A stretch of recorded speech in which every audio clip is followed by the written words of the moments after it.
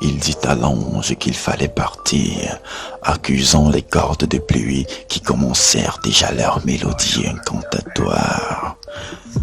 Je revins à ma posture, pris la 7e gorgée de la 7e bière en silence, pour comprendre ou écouter à nouveau. Dans ce silence, rompu par les grondements du père Otto qui voulut s'abriter de la pluie, je voulais être loin d'ici. Pour fuir la moindre possibilité de vérité, j'abandonnai brusquement mes collègues.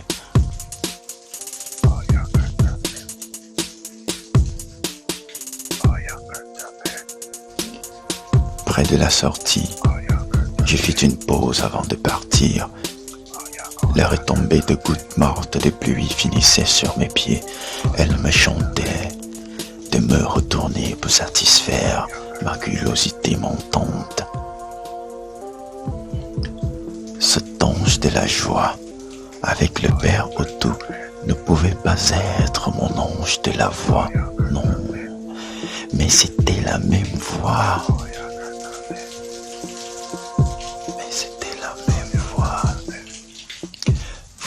Par les cordes de pluie sur le trottoir du bar de Dieu, j'entendais les rires du père Otto se mêler de sourires forcés. De cette même voix, il bravait la pluie certainement pour se rendre au labyrinthe de mille cages. C'était encore la même voix. Lentement, je me retournai, la peur au ventre. J'ai perçu le sourire d'ange s'arrêter net entre le vacarme ambiant. Ce fut les plus longues secondes de mémoire d'homme ivre. Elle était là. Père Otto ne se rendit compte à ce moment-là qu'elle était restée en arrière. La scène devenait théâtrale.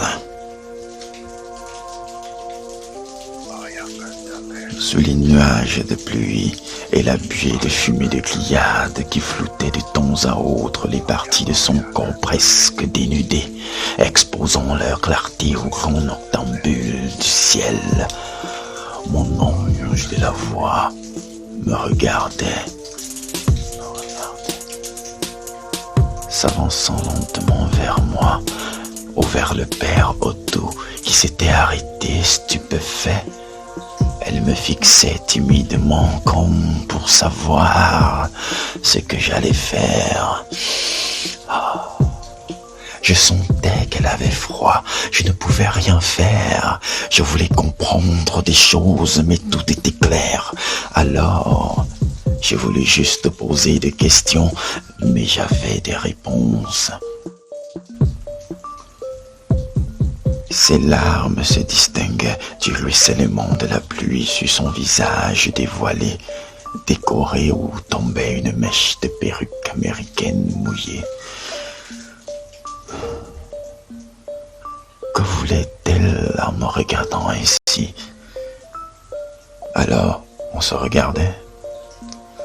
On se regardait comme la veille dans mon salon de célibataire.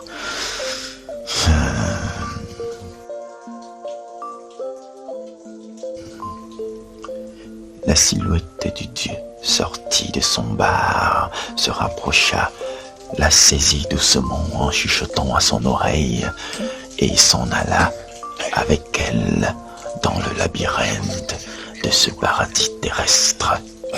Je ressentais son sanglot s'estomper dans la distance au fond de moi. Les témoins de la scène ne firent aucun discours. Mes pensées s'en allaient loin, loin dans le vide. Père Otto n'était plus là. Dont les décibels de la pluie plus tendre que jamais, qui refroidissait mon corps, que l'émotion réchauffait d'aussitôt. Je marchais, guidé par l'autonomie de mes pas, pour retrouver le chemin de mon fauteuil en cuir noir. En cuir noir. Toutes les possibilités du scénario me passaient par la tête. J'avais certainement fait un mauvais rêve. Ou un bon rêve.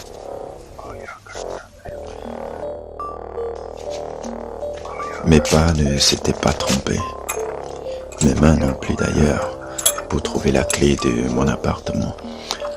Au deuxième tour de serrure, il y avait comme une ombre assise juste au coin de ma véranda, cachée sous la pénombre d'un arbuste. C'était mon ange de la voix, vêtue en tenue d'ange de joie.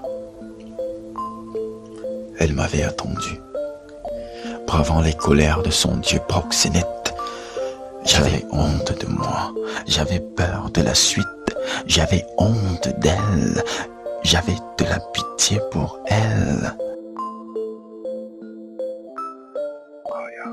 L'avais-je payée par mon ton, par mon oreille et mes épaules?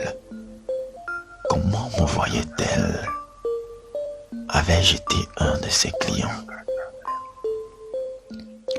Le glancement de ma porte donna place à un boulevard vers la suite de l'histoire de cet ange descendu du ciel pour entrer dans mon salon de célibataire.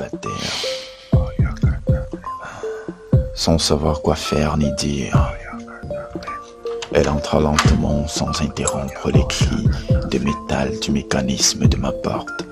C'était peut-être là le début d'un film d'horreur ou de bonheur. La seule chose dont j'étais certain, c'était la virginité du boulevard des destins qu'offrait l'ouverture de cette porte à cette femme à la voix d'ange.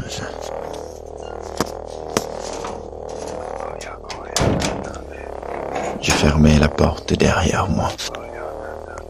Face à elle, on se regardait. Et c'est là que j'ai pensé à tout ce que j'étais en train de vivre, tout ce que je suis en train de vivre. Et oui, c'est ça que vous avez loupé en fait. Vous comprenez certainement que ces événements ont une suite très mouvementée. Mais ça, c'est une autre histoire. Une histoire qui ne se déroule pas dans la lecture du paradis terrestre, non, mais dans votre imagination.